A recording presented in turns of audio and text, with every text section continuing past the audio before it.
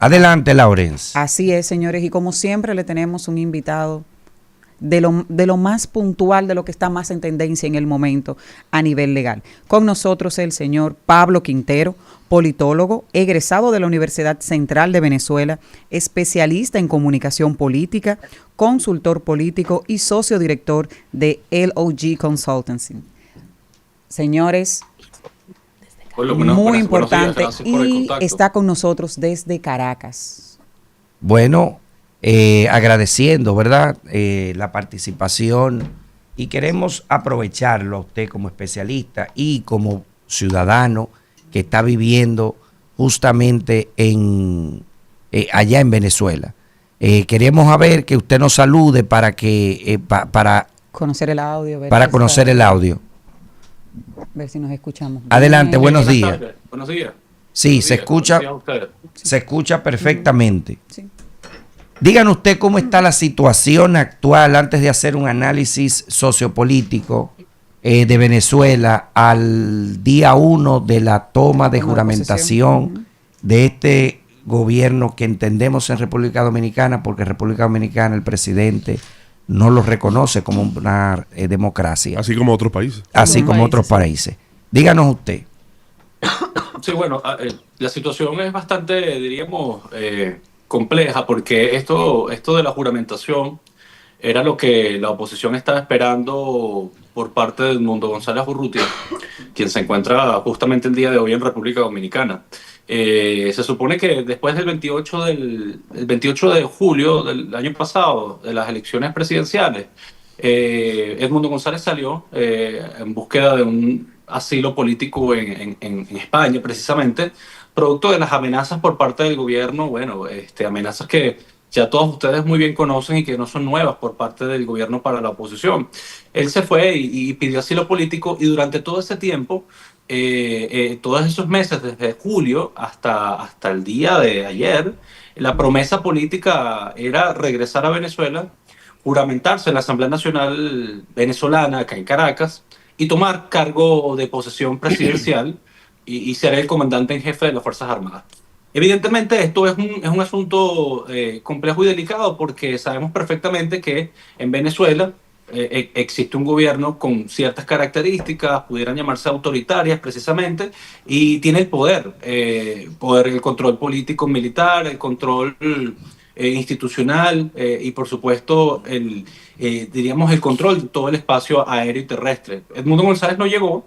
Edmundo González sigue estando en República Dominicana. María Corina Machado apareció hace poco en una concentración el día 9, convocada por ella misma, para precisamente avivar las fuerzas populares y producir un tipo de quiebro, de cambio político en Venezuela que hasta el momento no se dio. Entonces vemos dos hechos políticos.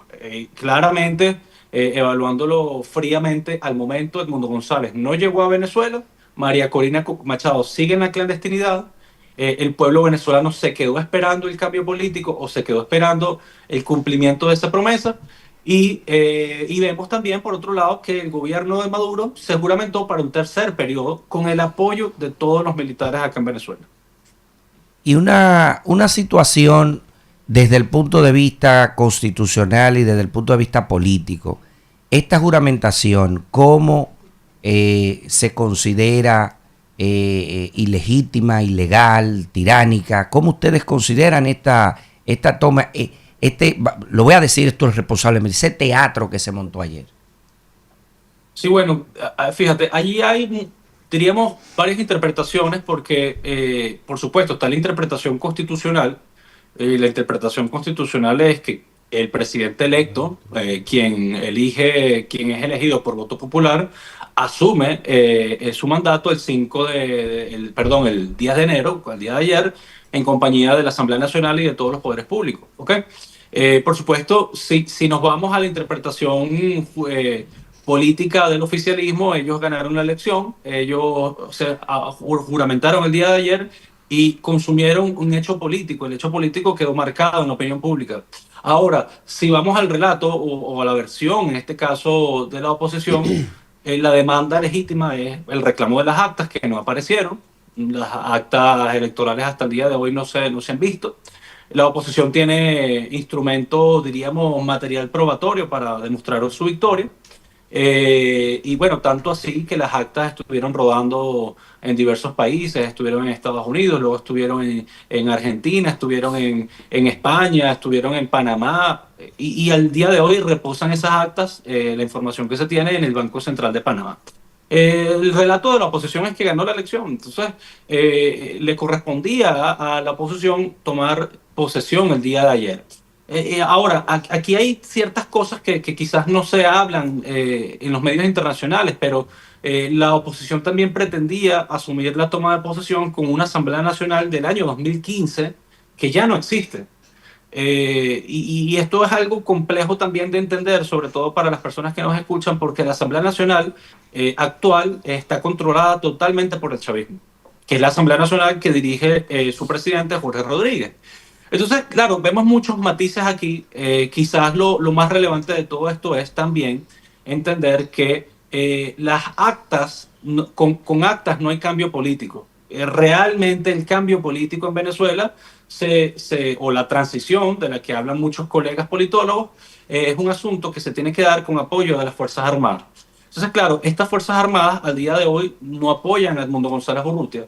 Las actas siguen siendo un tema irrelevante para el gobierno porque también la interpretación no, o sea, el hecho jurídico es que esas actas deben estar reconocidas por un TCJ controlado también por el gobierno. Entonces vemos que el gobierno controla los poderes públicos y al controlar los poderes públicos, las actas que presenta Edmundo González Urrutia carecen de validez jurídica. Entonces, vemos que son situaciones muy complejas desde el punto de vista constitucional, desde el punto de vista político, con muchísimas interpretaciones, pero la realidad y la retórica son dos cosas que se terminan enfrentando. No es la retórica puede ser muy buena, pero no es suficiente si no llegas al poder real. El poder real, insisto, está controlado en Venezuela con el ejército, las Fuerzas Armadas, los poderes públicos, el Tribunal Supremo de Justicia, la Fiscalía.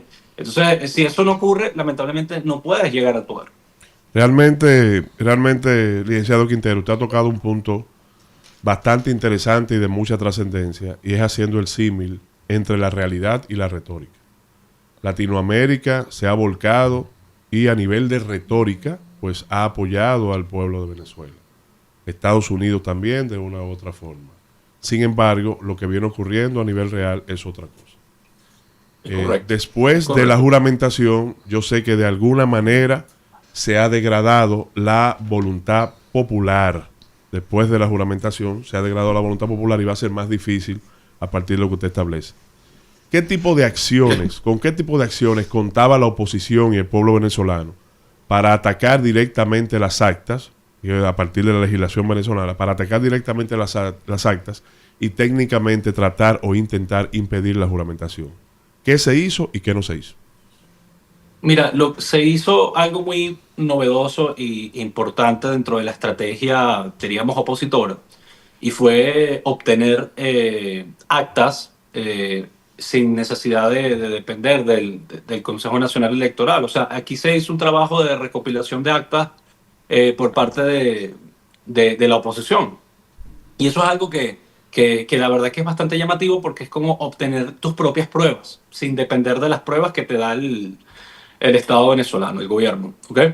Pero por otro lado, lo que se dejó de hacer, y esto es importante recalcar, sobre todo para las personas que consideran que en Venezuela todo gira en torno a las actas, si tú calificas, los políticos me refiero, si los políticos llevan años calificando al gobierno venezolano como un gobierno tiránico, un autoritarismo, etcétera, cualquier tipo de calificativos que ya ustedes conocen, no puedes pretender que tu comunicación con el ejército sea coyuntural, que sea de momento.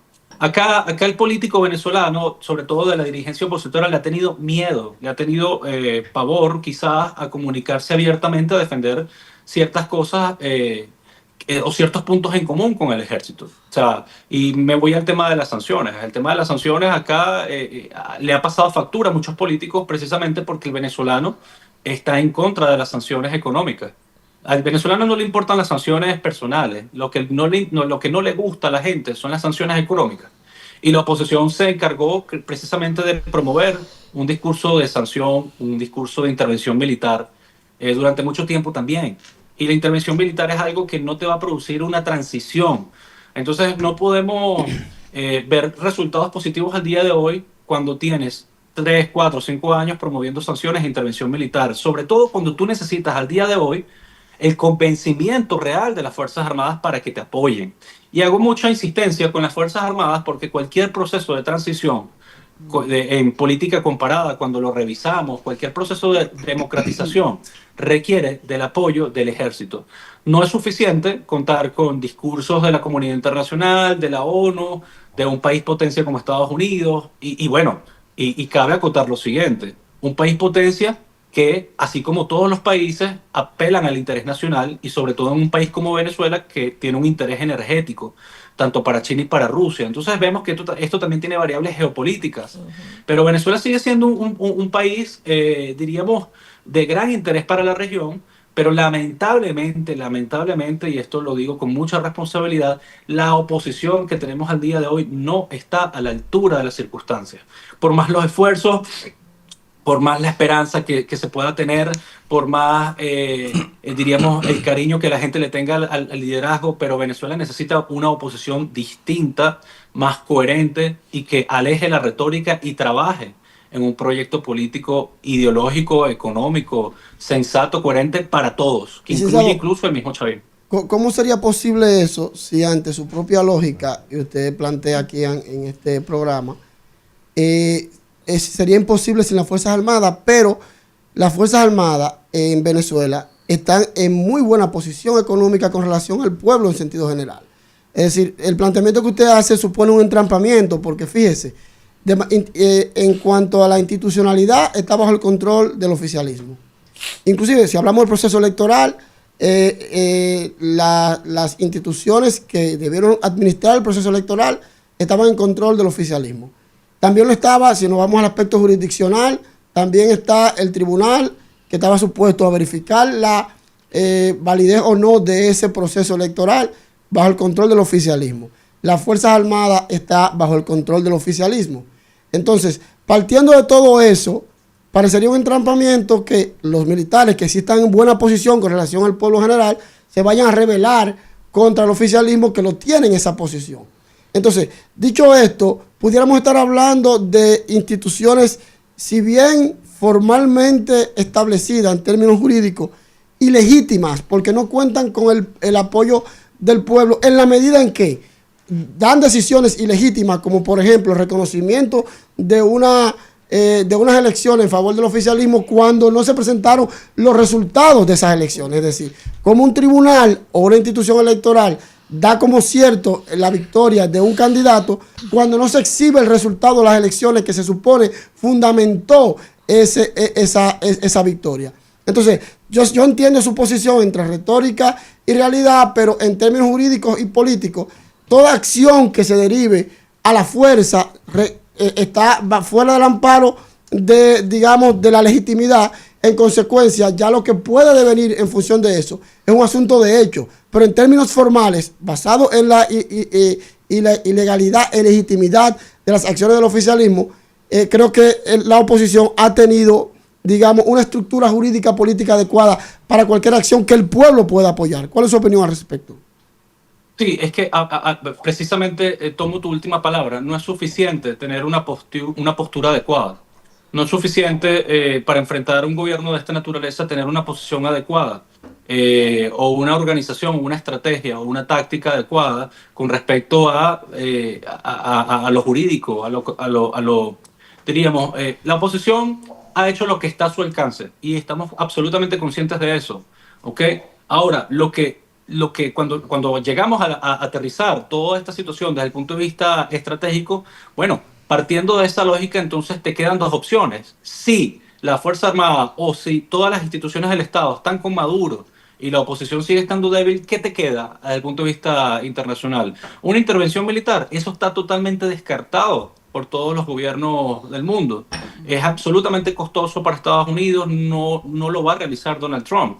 O sea, partiendo de la idea de que si tienes ya claramente la Si tú sabes perfectamente a qué te estás enfrentando y no lo has logrado, tienes dos opciones. O trabajar precisamente desde el punto de vista interno en el convencimiento de que existe un proyecto político distinto y trabajar con muchísima antelación, con un nuevo liderazgo que le genere bastante confianza a la población desde Venezuela, o apelar a fuerzas internacionales. Pero las fuerzas internacionales al día de hoy no van a desatar una acción sobre Venezuela. Hagamos un recuento. Desde el año 2017-2019 se ha estado hablando en Venezuela sobre la aplicación de la responsabilidad para proteger, contemplada por la ONU, lo que se llama R2P.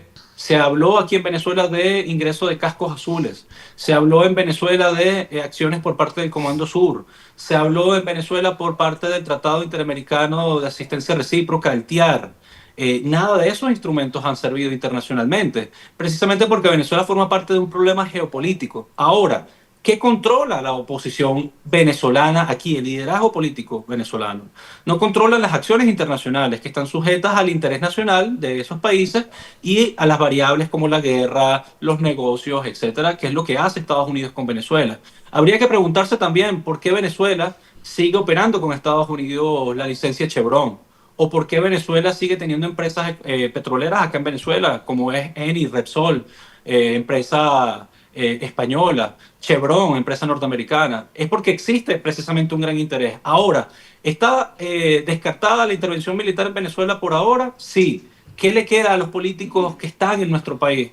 Por supuesto, profundizar, ser autocríticos y darse cuenta que si no ocurre un cambio este año, por lo menos por parte del liderazgo María Corina, Edmundo González, la gente va a ver una migración masiva, que es algo que se está hablando muchísimo y está medido también, hacia Colombia, hacia Perú, hacia otros países, una migración masiva. Va a haber una gran desafección política, un desinterés por lo público. La gente se va a refugiar en su estado de supervivencia, como ya pasó después del gobierno interino, al no presentar resultados. Y por supuesto va a existir un desinterés, como bien lo mencionas, en el voto. La gente no va a querer votar nuevamente. ¿Por qué? Porque el razonamiento va a ser, ¿para qué voy a votar si no me van a mostrar los resultados? ¿Para qué voy a elegir una figura si realmente no tengo pruebas de eso? Licenciado, pero digamos, posición de que la oposición se revise o que haya una nueva oposición o que se renueve la oposición, ¿cuál sería el resultado final? Porque aún una oposición renovada, nueva, diferente, tendría que ir a unas elecciones. Pero ya esta oposición ganó las elecciones. La renovada que usted plantea iría a unas elecciones y volvería a ganar y se enfrentaría al mismo problema de que tendría unas Fuerzas Armadas, en manos del oficialismo, que se encuentra en una buena posición económica con relación al pueblo, y las instituciones técnicamente secuestradas, donde un tribunal admite que sin siquiera le haya sido presentado una acción, admite previamente que ya hay un ganador sin siquiera estar apoderado oficialmente de una acción y sin siquiera se le presentaran los resultados. Es decir, la teoría de una nueva oposición tendría como único resultado, en términos formales, de ir a unas elecciones y ganar, pero ya está la hizo. Eso es lo primero que quiero preguntarle. Y lo segundo es, ¿qué ha pasado con la señora María Corina? Si se encuentra secuestrada o no, porque vimos, por lo menos en televisión, que tenían el bolso de ella, estaba en manos de uno de los funcionarios del gobierno, creo Diosdado que era Cabello. de Diosdado Cabello. Entonces, si ella se encuentra bien, ¿qué hacía ella? Si fue que se le cayó y él se lo encontró en la calle, o si no se trataba de su bolso, ¿qué usted podría decirnos con relación a ese otro punto? Sí, voy a responderte lo último. El bolso, eso generó muchísima... Bueno, en Venezuela todo también, dentro de la situación crítica, hay bastante humor, hay bastante, diríamos, un poco a modo de distensión de la situación política. Eso generó mucha conmoción en las redes sociales, muchas burlas, precisamente porque María Corina se le cae, el cuento que hay es que María Corina se le cae el bolso de la moto, lo recoge y en ese bolso aparece que tenía sus pertenencias, ¿ok? Un bolso azul, una cartera azul, algo así. El bolso que tiene... el señor Diosdado Cabello no es el bolso de María Corina Machado, es otro bolso. Es una forma de hacer alusión a la situación, no es el bolso real. De hecho, es muy distinto el maletín. Ahora, con respecto a todo ese tema de de liderazgo de la renovación política. Es una renovación política que no se está planteando, o por lo menos desde mi punto de vista, son mis palabras, no se está planteando mañana, pasado mañana o en esta semana. Es un proceso de autocrítica también. Recuerden ustedes que aquí hay políticos que tienen más de 25 años dentro del sistema, o sea, dentro de la opinión pública. Y en las encuestas que hemos realizado, en las investigaciones, eso va, la popularidad va mermando, va generando, se va desgastando. Entonces, por supuesto, son políticos que tendrán que asumir elecciones, son políticos que tendrán que participar, son políticos que tendrán que cohabitar con el sistema, coexistir con el sistema, como todos. María Corina está en el sistema, participó en unas primarias, no la dejaron escribir, fue al Tribunal Supremo de Justicia a revisar su inhabilitación, pero el planteamiento es precisamente cómo construir nuevamente ilusión cuando ya tienes precisamente unos políticos desgastados desde el punto de vista de la confianza, al no producirse un cambio al día de hoy. Pero ante todo esto hay que aclarar lo siguiente. La líder de la oposición al día de hoy es María Corina Machado. Eso es una realidad. Aquí no hay otro liderazgo visible al día de hoy que cuente con la popularidad y el respaldo que tiene ella. Y es un liderazgo que se ha trabajado a pulso, que se ha trabajado con sus contradicciones, les guste o no a la gente, pero María Corina Machado es la líder de la oposición. Ahora, la pregunta que nosotros nos hacemos es, si María Corina Machado sale de Venezuela al día de mañana, pasado, se va al exilio, o si simplemente no puede hacer política más en Venezuela por una inhabilitación o por lo que sea. Bueno, o si la secuestran o la encarcelan, no descarte esto, porque digo yo, es una posibilidad también. Es una posibilidad. ¿Cuáles son las cartas de la oposición? ¿Qué queda? Manuel Rosales, Henry Ramos Alup. O sea, y esas son las interrogantes de la gente. Entonces yo creo que sí, la oposición tiene que preparar un liderazgo, una camada nueva, un roster nuevo de liderazgos jóvenes, de políticos jóvenes que hay en Venezuela. En Venezuela hay mucho joven venezolano que hace política de forma inclusiva, con sensatez, y yo creo que también es necesario renovar la política, y la renovación no implica pasarle un camión por encima a otros políticos. La renovación política precisamente lo que significa es una amalgama, una sinergia entre los que están y los nuevos. Pero por otro lado, a ver, me parece que es fundamental de todo esto entender como premisa que el gobierno venezolano está fortalecido, no está débil. Eso de que el gobierno está débil porque persigue, porque usa la violencia, no, precisamente el gobierno está fuerte y por eso hace eso. Ejercen el poder porque lo tienen. Y ante esa situación, ante esa calamidad, la oposición tiene que replantear su estrategia y visualizar si le conviene todavía mantener una posición de resistencia o replantear el juego a la comunidad internacional, que me parece a mí que sigue siendo un error depender de la comunidad internacional, depender de una licencia de los FARC, depender de lo que diga Donald Trump, y seamos un poco recordatorio de lo que ha dicho Donald Trump sobre Venezuela y no lo ha cumplido.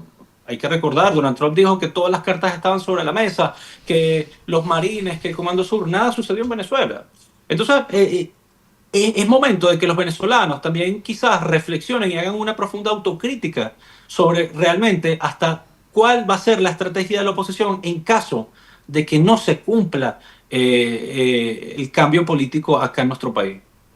Una pregunta, viendo desde la perspectiva del venezolano de a pie, vamos a decirlo, porque conocemos, usted dice que pueden volver o se van a incrementar las inmigraciones, pero la inmigración está de unos años para acá, hace mucho tiempo, sí.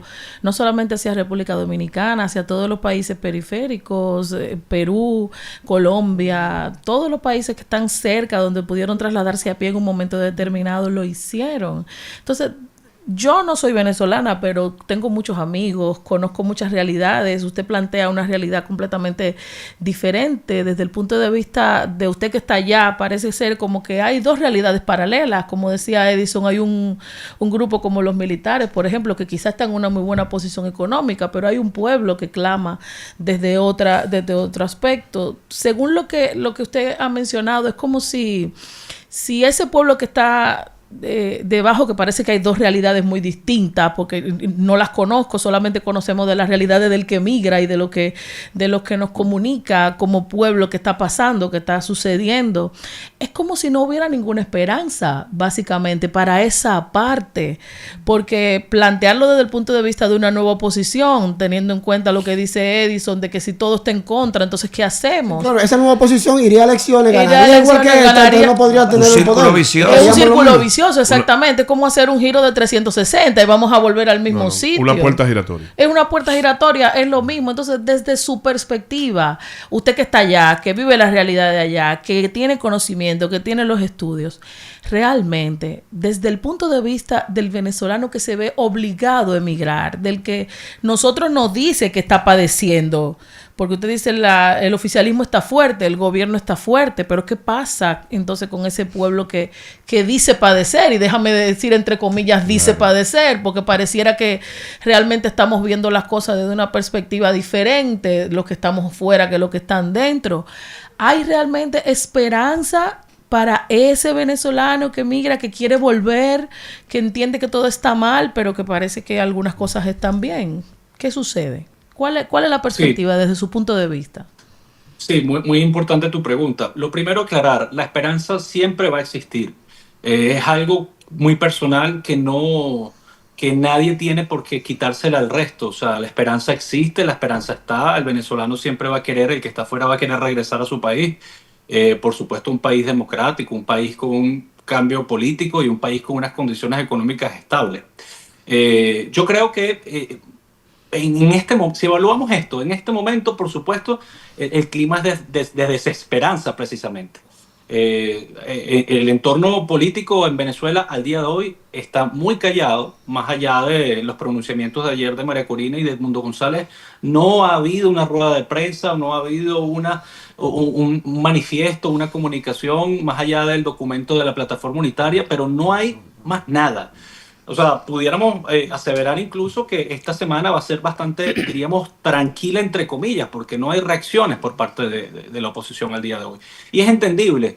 ¿Por qué? Porque, bueno, evidentemente las emociones políticas están agobiadas por esta situación. Entonces, yo creo que es comprensible analizar esto sobre la base del contexto. Al día de hoy no podemos andar muy esperanzados porque evidentemente lo que sucedió ayer fueron dos hechos políticos. Maduro sigue en el poder, Edmundo González Urrutia no llegó a Venezuela.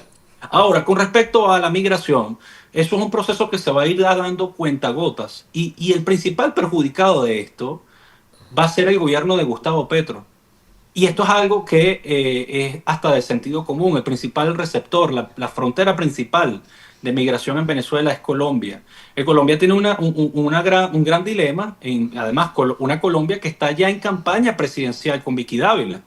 Petro, Vicky Dávila, o sea, hay personas ya hablando de elecciones presidenciales en Colombia para dentro de unos años. Entonces, habría que analizar allí precisamente cuál es el impacto de la migración que se vaya a dar en Venezuela, perdón, en Colombia para este año. Una migración que debemos recordar que tiene sus particularidades. Hay personas que se van por necesidades económicas, hay otras que se van por temas profesionales, pero si la situación económica en Venezuela sigue deteriorándose, más la estaticidad del gobierno, que no hay cambio político, esa migración se va a dar.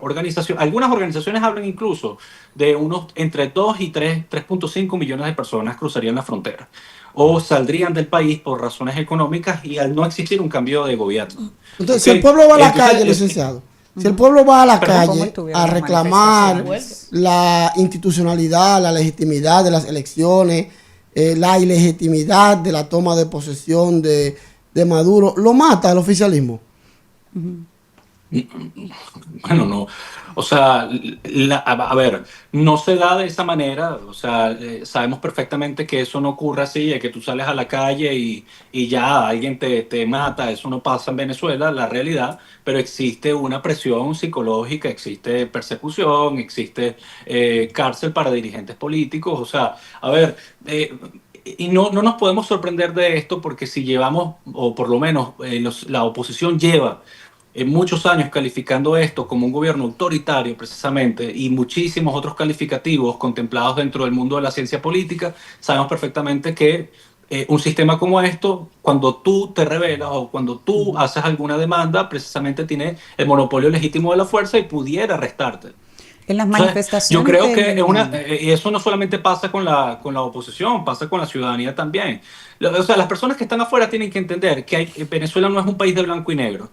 Venezuela no es un país donde todo el mundo está mal y todo el mundo está bien. Aquí, por supuesto, sigue existiendo un sector de la población que se ha mantenido desde el punto de vista económico estable, pero también hay un sector mayoritario que padece una crisis económica y una crisis humanitaria, una crisis de servicios públicos. Venezuela sigue siendo un país donde hay sectores con agua y sectores sin agua.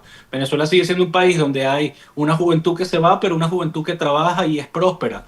O sea, y esas son las contradicciones incluso que confunden a la comunidad internacional cuando vienen para acá, los funcionarios, los diplomáticos, porque Caracas también sigue siendo una burbuja.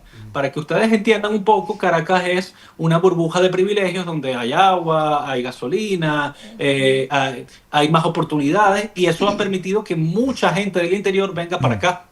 Pero también hay Venezuela no es solo Caracas, también hay unos estados del país que todavía no tienen luz, que tienen racionamientos eléctricos, que la situación es mucho más adversa. Entonces, no es blanco y negro exactamente. Y por supuesto, si hablamos de los militares y de los componentes militares, yo pongo en duda, mis queridos amigos, que todos los militares estén viviendo bien. Esto es algo que no pasa tampoco en ninguna parte del mundo donde todos los militares están contentos y son prósperos realmente. Entonces, como entenderán, es un tema de muchos matices, es un tema complicado. Es un tema que también se investiga mucho desde el punto de vista psicosocial, desde el campo de la psicología social, porque desde investigaciones cualitativas, porque en Venezuela la mayoría de la gente tiende a percibir el conflicto venezolano como un desgaste, desde Guaidó, desde Leopoldo López, etcétera, etcétera. Y eso es algo que tiene un impacto en las movilizaciones, eso es algo que tiene un impacto en las creencias, eso es algo que tiene un impacto psicológico muy grande. Y eso se traduce en algo que llamamos nosotros los politólogos desesperanza aprendida, que es la repetición de fracasos, te terminan aprendiendo, te terminan generando temor, inamovilidad. Licenciado Pablo Quintero, parecería ya para despedirlo, porque producción está haciendo ya la debida señal de que se nos ha vencido el tiempo, lamentablemente con usted. Parecería que Venezuela tendrá que esperar en los próximos años que un general se quiera casar con la gloria de una u otra forma, lamentablemente. Sin embargo, queda, a mi juicio, un apoyo irrestricto, a diferencia de otros periodos de la comunidad latinoamericana, que de una u otra forma invita a el desconocimiento del gobierno de Maduro y con ende la afectación de las relaciones diplomáticas entre países. Y eso ayudará a futuro, entiendo yo. Muchísimas gracias. Pablo Quintero reiteramos, es politólogo, consultor político, asesor de comunicación y socio director de Log Consultancy. Así que vamos a mantener el contacto contigo. Legal Radio es tu casa y que viva Venezuela. La institución más grande del pensamiento jurídico en radio se despide.